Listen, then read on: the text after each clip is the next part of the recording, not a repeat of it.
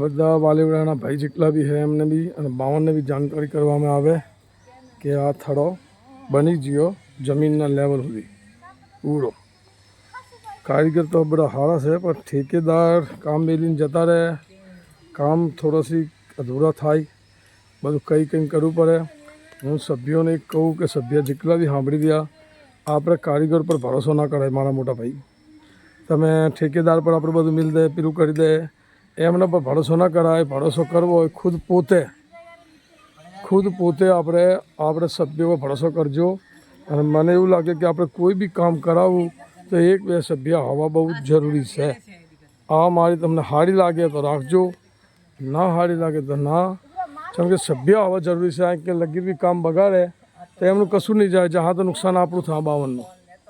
કોઈ બી નુકસાન થાય તો 52નું થાય, એમનું કશું નહીં થાય. કારીગર એમના પડ્યા રહે, એમની મરજી છે. સામાન પહોંચે તો સહી છે, ના પહોંચે તો પડવું રહે.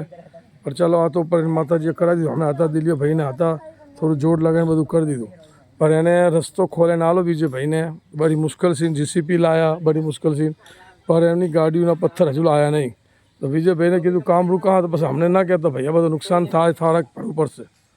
અમને તને રસ્તો ખોલીને આલી દીધો, તને ખેતર ખાલી કરીને આલી દીધું, તોય તારો સામાન, તારું મટીરિયલ ના આવે તો કોને કહેવાનું? અમને નહીં કહેવાનું.